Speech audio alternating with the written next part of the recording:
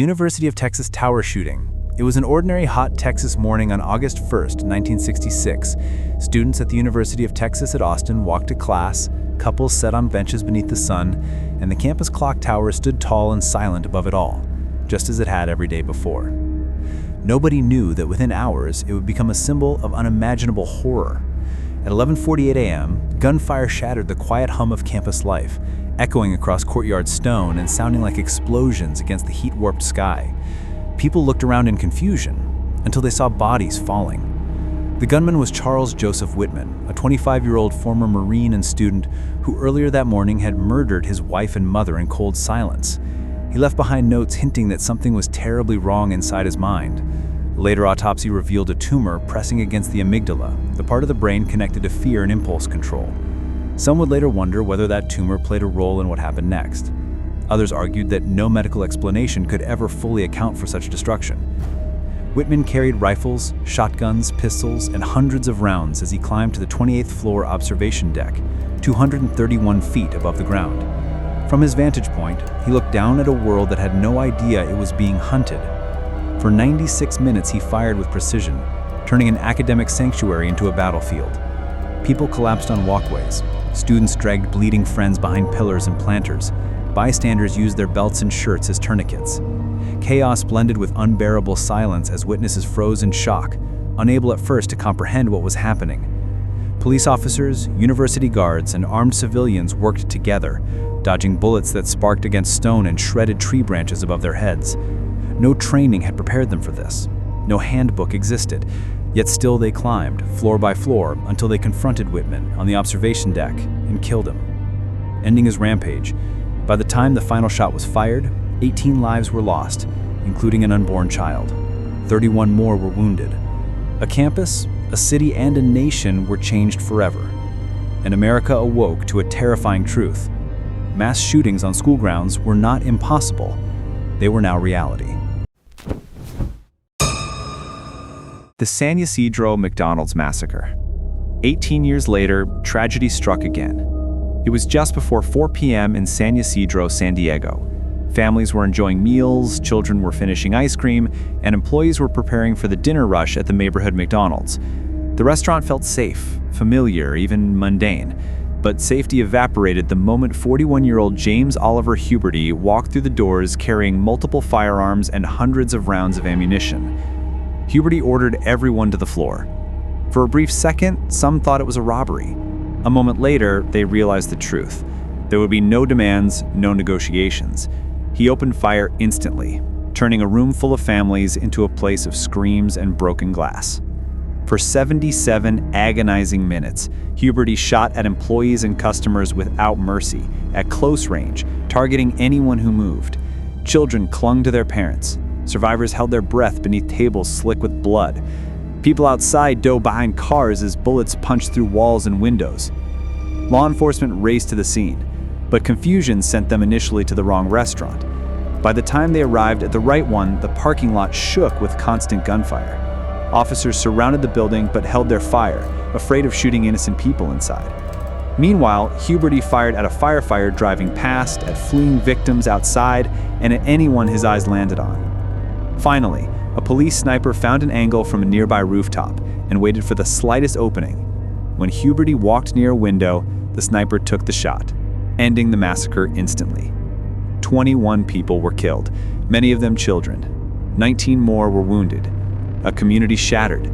An entire country asked, how could this happen? Huberty's wife later revealed that he had told her the day before that he was going to hunt humans.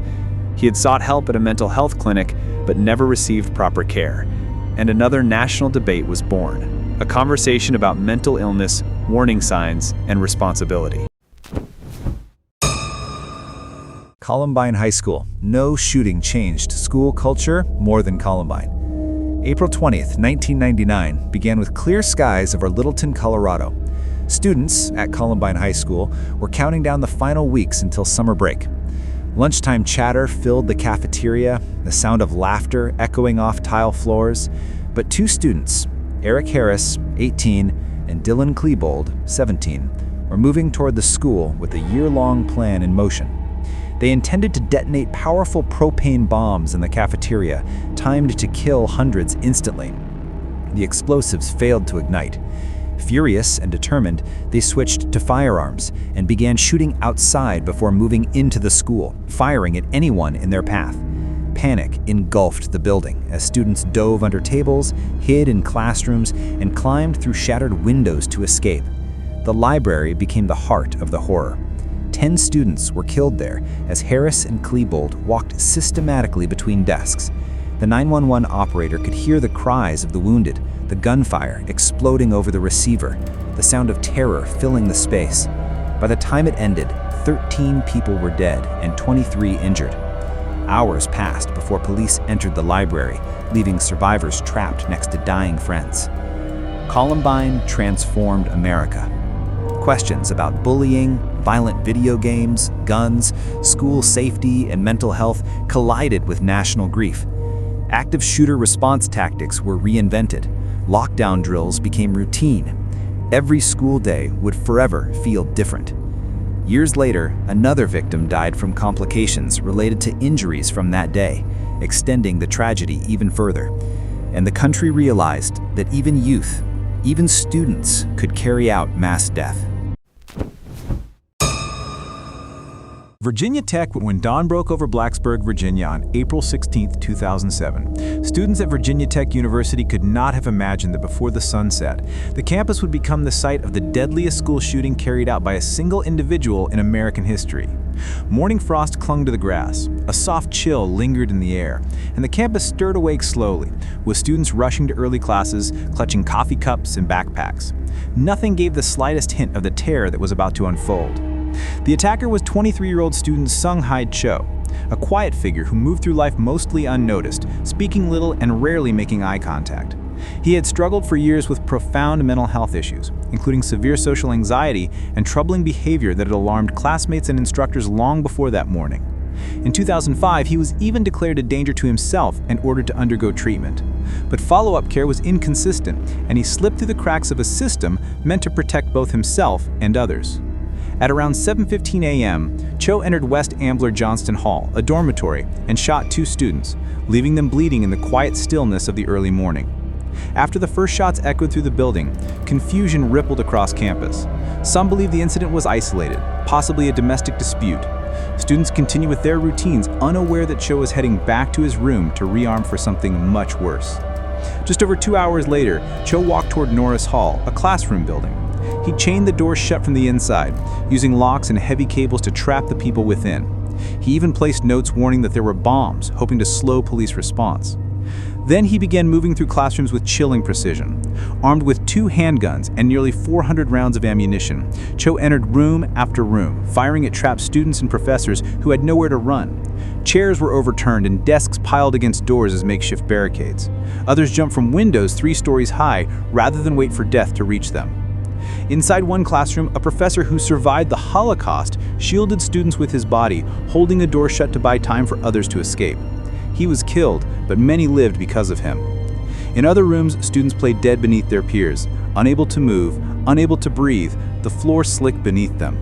The shooting continued for more than 10 minutes that stretched into eternity for those inside. By the time police finally breached the chain doors and rushed toward the gunfire, Cho turned a gun on himself, ending the attack. 32 lives were lost. 17 more were wounded. Dozens of families received calls that their sons and daughters, brothers and sisters would never return home. In the aftermath, investigators revealed a complicated portrait of ignored warnings, failed communication between systems, and mental health interventions that never came too soon. The Virginia Tech shooting forced schools and lawmakers to reevaluate emergency responses, threat reporting, and mental health oversight. But no reform could undo the devastation. Buildings were repaired, memorials built, yet the silence left behind spoke loudly. A campus once known for peaceful mountains and academic pride became a symbol of mourning and reform. 1,600 miles away, and 2 years later, the United States faced another horrifying tragedy, this time on a military base thought to be among the most secure environments in the nation. On the morning of November 5th, 2009, soldiers and civilian employees at Fort Hood in Killeen, Texas, were preparing for deployment processing. It was a routine day filled with paperwork, vaccinations, and briefings. Many service members looked forward to returning home to family later that afternoon, but their ordinary tasks would soon be consumed by gunfire. Major Nidal Malik Hassan, a U.S. Army psychiatrist, walked into the Soldier Readiness Processing Center armed with an FN-57 semi-automatic pistol and hundreds of rounds. Without warning, he shouted and opened fire on unarmed service members waiting in line. People fell instantly. Others froze, unable to comprehend that the attack was coming from someone wearing the same uniform they trusted their lives to. Hassan moved through the room with determination and efficiency, shooting at soldiers trying to crawl away, hitting those who attempted to help the wounded. Chaos erupted as people dove beneath desks, overturned tables, and smashed windows to escape. Some ran outside, covered in blood, desperately waving for help. Others used their bodies to shield the fallen. As gunfire echoed across the base, military police sprinted toward the building and engaged Hassan in a shootout outside. After a brief but intense exchange, Hassan was struck by multiple rounds and collapsed, paralyzed from the waist down. The attack lasted only minutes, but the damage was irreversible. 13 people were killed, 32 were wounded. Many had recently returned from deployment or were preparing to leave. Investigations uncovered troubling warning signs. Hassan had communicated with extremist figures overseas and expressed radical beliefs, yet no action had been taken. During his court-martial in 2013, he was convicted on all counts and sentenced to death, becoming one of the few service members to receive military execution sentencing. The Fort Hood shooting stunned the nation, shaking the belief that military bases were safe havens. Tragedy had reached even the most fortified walls, proving that violence sometimes emerges from within. Aurora Theater shooting. The summer of 2012 was meant to be a season of excitement for moviegoers nationwide. On July 20th, crowds filled theaters to attend the midnight premiere of The Dark Knight Rises in Aurora, Colorado. The energy was electric. Costumed fans lined up for seats, popcorn machines hummed, and conversations buzzed with anticipation. Nobody inside Theater 9 could have imagined that within minutes, the screen would illuminate not just a fictional battle on screen, but a real nightmare unfolding in the darkness behind them. At approximately 12:30 a.m., 24-year-old James Holmes entered the theater through an emergency exit, carrying multiple firearms and wearing body armor. Moments earlier, he had propped the door open after exiting the theater under the guise of answering a phone call. He tossed what appeared to be tear gas grenades into the crowd before opening fire. Confusion and disbelief turned almost instantly to terror as screams replaced laughter and bullets tore through the theater. People dropped to the floor, scrambling beneath seats and trying desperately to find exits, but visibility was nearly zero in the smoke and darkness. Others crawled through rows, tripping on spilled soda, shattered glass, and bodies. Some ran to the exits only to be pushed back by crowds in panic. The chaos was amplified by sound effects from the movie, drowning out real cries for help. Holmes continued firing until police swarmed the parking lot. When they confronted him outside, he surrendered without resistance.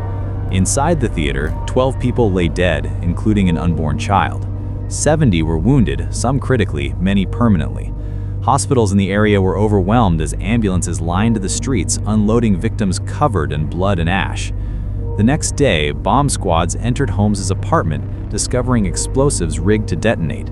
His intent stretched far beyond a single location. During trial, Holmes pleaded not guilty by reason of insanity. After emotional testimonies from survivors and families, he was convicted and sentenced to life in prison without parole. And again, the nation grieved. Sandy Hook Elementary School. Morning routines in Newtown, Connecticut were quiet and peaceful on December 14, 2012. Parents packed lunches, tied shoelaces, zipped coats, and kissed their children goodbye before dropping them off at Sandy Hook Elementary School. Inside, teachers prepared for another day of lessons, crafts, and winter holiday excitement. Artwork lined the hallways. Tiny backpacks hung from hooks. Children only 6 and 7 years old filled classrooms with laughter and chatter that would soon be silenced forever. At around 9:30 a.m., 20-year-old Adam Lanza arrived at the school armed with a semi-automatic rifle and 2 handguns. Earlier that morning, he had shot and killed his mother at home before driving to the school grounds. When he reached the entrance, he fired through the locked glass doors, shattering them and stepping inside while carrying hundreds of rounds of ammunition in high-capacity magazines. Staff in the front office had only seconds to respond before gunfire erupted. Within minutes, the hallways filled with screams, chaos, and desperate warnings over the intercom telling teachers to hide. Lanza moved quickly into classrooms filled with children who had no place to run and no understanding of the danger unfolding.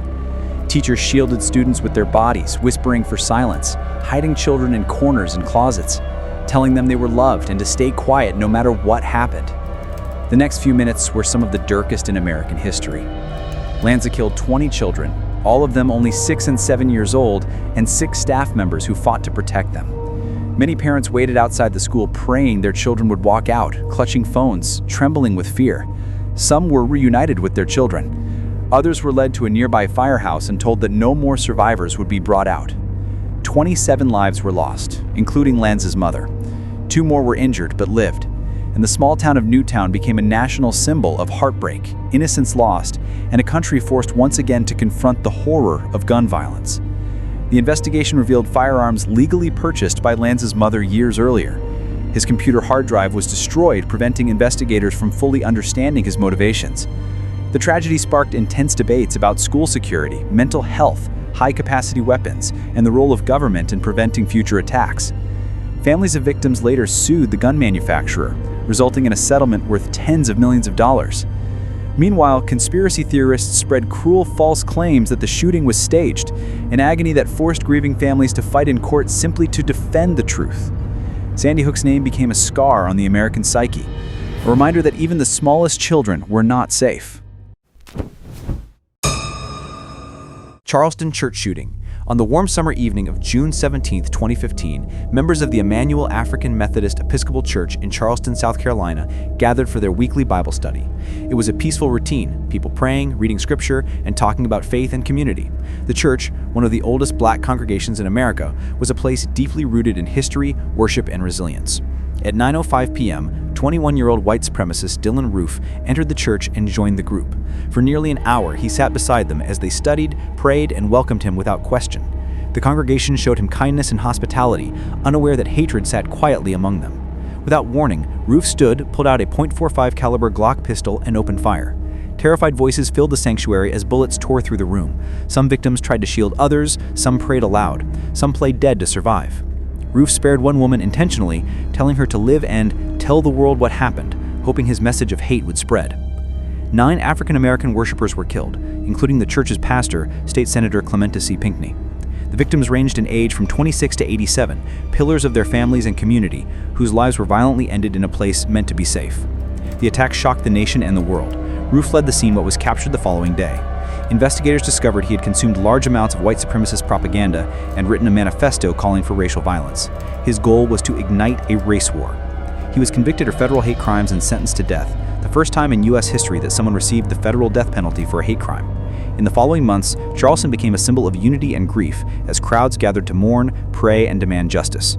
The tragedy intensified national debates about racism, domestic extremism, and symbols of white supremacy, leading to the removal of Confederate flags from government grounds across several states. Emmanuel AME Church remains a place of remembrance, resilience, and faith, despite the pain carved permanently into its walls. Pulse nightclub. In the early hours of June 12, 2016, the Pulse nightclub in Orlando, Florida was filled with music, dancing, and celebration. It was Latin Night, a beloved weekly event that drew members of the LGBTQ and Latino communities. For many, Pulse was a place of safety and joy, a space free from judgment where people could be themselves. Just after 2 a.m., 29-year-old Omar Mateen entered the crowded club carrying a semi-automatic rifle and a handgun. When he opened fire, the music was drowned out instantly by explosions of gunfire and screams. Panic rippled through the building as people ran across the dance floor, crawled beneath tables, and hid behind furniture, trying to escape the hail of bullets. Survivors later described stepping over bodies, slipping on blood, and trying to hold still as Mateen moved between rooms. Some crowded into restrooms, barricading doors with their own bodies. Others called 911, whispering into their phones, begging for help. Mateen called police himself, pledging allegiance to ISIS and claiming his actions were retaliation for U.S. involvement in the Middle East. For more than 3 hours, he held hostages inside the nightclub while injured victims lay bleeding, waiting for rescue, unsure if help would ever arrive. Outside, police and SWAT teams surrounded the building and attempted to negotiate, trying to prevent further loss of life. Eventually, believing more hostages would be killed, officers used explosives to breach the wall and stormed inside. The final gunfight ended with Mateen dead on the floor. When the shooting finally stopped, 49 people were dead and more than 50 were wounded, one of the deadliest attacks against the LGBTQ community in American history. Hospitals were overwhelmed. Families gathered desperately outside emergency rooms waiting to hear if their loved ones survived. The world mourned. Vigils and memorials appeared nationwide. Discussions about gun laws, hate crimes, terrorism, and LGBTQ safety consumed the country. Pulse became not just a nightclub, but a symbol of community, loss, and the strength to endure unimaginable tragedy. Las Vegas Route 91 Harvest Festival. The Las Vegas Strip glittered with neon lights and excitement on October 1, 2017, as more than 22,000 people gathered for the Route 91 Harvest Country Music Festival. It was the final night of the event. Warm weather, good music, and a joyful crowd singing along beneath the open sky. Families, couples, and friends swayed shoulder to shoulder, illuminated by stage lights. Not a single person imagined that within minutes, the festival grounds would turn into the deadliest mass shooting in modern U.S. history. At 10:05 p.m., rapid gunfire erupted from high above. At first, some thought the sound was fireworks, but confusion turned to horror as people began collapsing, blood spreading across the ground. The shots were coming from the 32nd floor of the Mandalay Bay Hotel, where 64-year-old Stephen Paddock had smashed the windows of his suite and created sniper positions overlooking the concert. Armed with more than 20 rifles, some fitted with rapid-fire bump stock modifications, Paddock unleashed over 1,000 rounds into the packed crowd below in roughly 10 minutes. People dove to the ground, covering their heads, trying to shield loved ones, unsure where to run. Others used barricades and bleachers as cover, or carried strangers across the field in desperate attempts to reach safety. The gunfire was relentless, echoing off buildings, confusing direction and distance. When officers finally reached Paddock's suite, they found him dead from a self-inflicted gunshot wound. On the festival grounds, the devastation was staggering. 60 people were killed. More than 800 were injured, an almost unimaginable scale of suffering. Investigators searched for answers, but no clear motive was ever discovered. No manifesto, no explanation. The mystery compounded the grief of survivors and families, and the event reignited national debates about gun accessories like bump stocks, crowd event safety, and emergency response coordination. The Strip went dark in mourning, a city built on noise, lights, and celebration, now forced into silence. Marjory Stoneman Douglas High School. Valentine's Day 2018 was supposed to be a day filled with candygrams, classroom decorations, and early dismissals. Just another ordinary school day at Marjory Stoneman Douglas High School in Parkland, Florida. The bell rang at 2:19 p.m., and students gathered books, joked with friends in hallways, and made weekend plans. Sunshine poured through windows. No one imagined that within minutes, the school would descend into one of the most devastating tragedies in American education history. At 19 years old, former student Nicholas Cruz arrived at the school in an Uber, carrying an AR-15 style rifle, concealed in a soft case and loaded magazines in his backpack. He entered Building 12 at 2:21 p.m., assembling the weapon at the base of a stairwell before stepping into the hallway and opening fire. The first bullets ripped through the air without warning, striking students who had only moments earlier been laughing and talking like any other day. Panic erupted as gunfire echoed through the halls. Students sprinted blindly, slipping on floors, diving into classrooms, and pushing desks and file cabinets against doors in desperate attempts to block entry. Crews moved down the first-floor hallway, firing through classroom windows and killing students who had no chance to escape. Teachers hurriedly pulled students behind cover, whispering instructions to stay quiet, stay low, and silence phones. The attack continued to the second and third floors. Survivors described the deafening sound of bullets, the fire alarms blaring from smoke caused by gunfire, and the paralysis of fear that made every second feel unending. In just a few minutes, 17 people were killed, 14 students and 3 staff members. 17 more were wounded. Dozens more were left with trauma that would last a lifetime. Cruz abandoned his rifle and blended into fleeing students before being arrested shortly afterward. The tragedy ignited a nationwide movement led by students who survived. Parkland teenagers stood before cameras, lawmakers, and millions of citizens, demanding change to gun laws and school safety systems. Their voices echoed louder than any debate or headline, refusing to fade into silence. The shooting exposed failures in reporting systems, warning signs that had been overlooked, and communication gaps between schools, mental health professionals, and law enforcement. In 2022, Cruz was sentenced to life in prison without the possibility of parole, but no sentence could ease the grief of the families who lost children on a day meant to celebrate love. And once again, America mourned. Sutherland Springs Church. In the small Texas town of Sutherland Springs, Sunday mornings were peaceful and familiar. Families gathered at the First Baptist Church beneath soft sunlight filtering through stained glass windows. On November 5, 2017, the congregation sang hymns and prayed, unaware that within moments their sanctuary would turn into a place of horror. At around 11:20 a.m., 26-year-old Devin Patrick Kelly arrived armed with a semi-automatic rifle and multiple handguns. He began firing outside before entering the church, continuing to spray bullets across the congregation. The shooting lasted barely more than 10 minutes, but it was enough to inflict devastation beyond imagination. 26 people were killed, including an unborn child. 22 more were wounded. Victims ranged from toddlers to the elderly. Entire families were shattered in seconds. Inside the church, scenes of desperation unfolded. Parents shielded children with their bodies. Survivors recalled the deafening sound of continuous gunfire and the suffocating silence that followed. Outside, a neighbor hearing the chaos grabbed his own rifle and ran barefoot toward the church. He exchanged gunfire with Kelly as the attacker fled in a vehicle. The chase ended with Kelly crashing and taking his own life. Investigators later uncovered a deeply troubling history. Kelly had been court-martialed and convicted for domestic violence while serving in the U.S. Air Force. By law, this conviction should have prevented him from purchasing firearms, but due to a failure in reporting records to the National Background Check System, he passed multiple gun purchases, including the weapon used in the attack. Families of victims pursued legal action, arguing that the government's failure contributed to the deaths. In 2021, a federal judge ruled that the Air Force bore significant responsibility, awarding nearly $230 million in damages to victims' families. But money could never replace a single life lost that morning. Sutherland Springs became another reminder that even sacred places, meant to offer hope, peace, and refuge, could become scenes of irreversible tragedy. El Paso Walmart shooting.